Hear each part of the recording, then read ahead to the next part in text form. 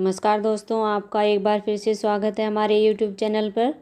आज हम आपको कृष्ण पक्ष की एकादशी की कथा सुनाने जा रहे हैं। कथा अच्छी लगे तो लाइक, शेयर और सब्सक्राइब करना ना भूलें। आपका एक लाइक हमें और कुछ नया लाने के लिए प्रेरित करता है। अगर आप कोई सजेशन देना चाहते हैं तो कमेंट बॉक्स में ज़रूर बताएं।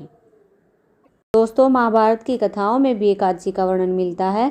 एक पौराणिक कथा के अनुसार भगवान श्री कृष्ण ने युधिष्ठिर और अर्जुन को एकादशी व्रत के महत्व के बारे में बताया था। भगवान श्री कृष्ण के बताए अनुसार धर्मराज युधिष्ठिर ने विधि पूर्वक व्रत का पालन किया था, जिसका अपार पुण्य प्राप्त हुआ था। इस बार अश्विन मास के कृष्ण पक्ष की एकादशी तिथि, जिसे इंद्रा एकादशी के नाम से जाना जाता है।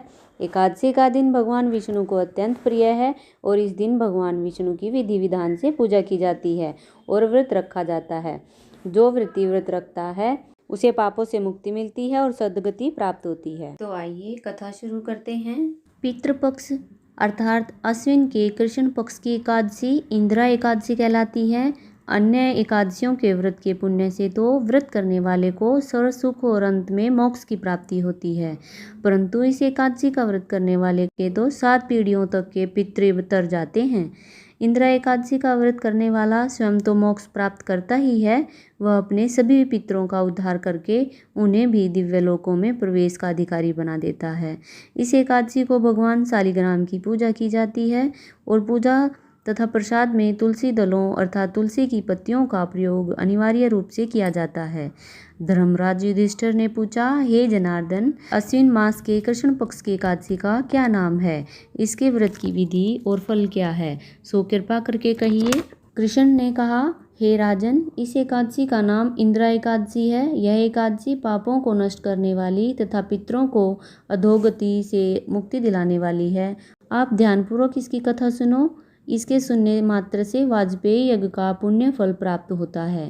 सतयुग में महिष्मती नाम की नगरी में इंद्रसेन नाम का एक प्रतापी राजा धर्मपूर्वक अपनी प्रजा का पालन करते हुए शासन करता था। वह राजा पुत्रों और पौत्रों और धन धान्य से संपन्न तथा विष्णु का परम भक्त था। एक दिन जब वह राजा अपनी सभा में बैठा था तो आकाश मार्ग से महर्षि नारद उसकी सभा में आए। राजा उनको देखते ही हाथ जोड़कर खड़े हो गए और विधि पूर्वक आसन व अर्घ्य दिया। सुख से बैठकर नारद मुनि ने राजा से पूछा, हे राजन, आपके सातों अंग कुशलता पूर्वक तो हैं, तुम्हारी बुद्धि धर्म में और तुम्हारा मन विष्णु भक्ति में तो रहता है। देवऋषि नारद की बातें सुनकर राजा ने कहा, हे देवऋषि, आपकी कृपा से मेरे राज्य में सब कुशल है। मेरे यहाँ यज्ञ कर्म आदि सुकृत हो रहे हैं। आप कृपा करके अपने आगमन का कारण कहिए। तब नारद जी कहने लगे, हे राजन, आप आश्चर्य देने वाले मेरे वचनों को सुनो। मैं एक समय ब्रह्मलोक से यमलोक को गया।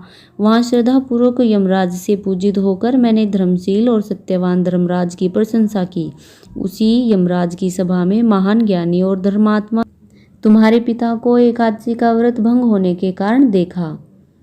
उन्होंने जो संदेश दिया है वह तुमसे कहता हूँ। तुम्हारे पिता ने कहलवाया है कि पूर्व जन्म में कोई विघ्न हो जाने के कारण मैं यमलोक में रह रहा हूँ।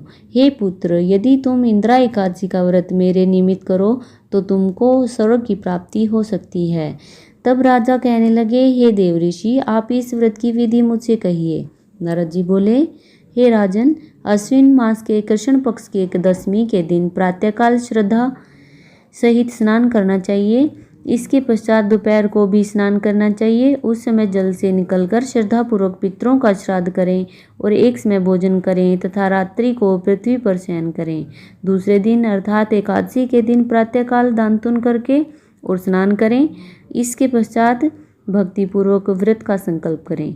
संकल्प करते समय भगवान से श्रद्धापूर्वक कहें, हे प्रभु, मैं आज निराहार रहूँगा और समस्त भोगों का त्याग कर कल भोजन करूँगा। हे भगवान, आप मेरी रक्षा करने वाले हैं, आप मेरे व्रत को पूर्ण करें। इस प्रकार आचरण करके दोपहर को शालिग्राम मूर्ति के आगे फल फूल रखकर उनकी पूजा करें। शाम को भगवान विष्णु की धूप दीप नैवेद्य आदि से पूजा करें तथा रात्रि जागरण करें। इसके उपरांत द्वादशी के दिन मौन होकर बंधु बांधवों सहित भोजन करें। यही इंदिरा एकादशी के व्रत की विधि है।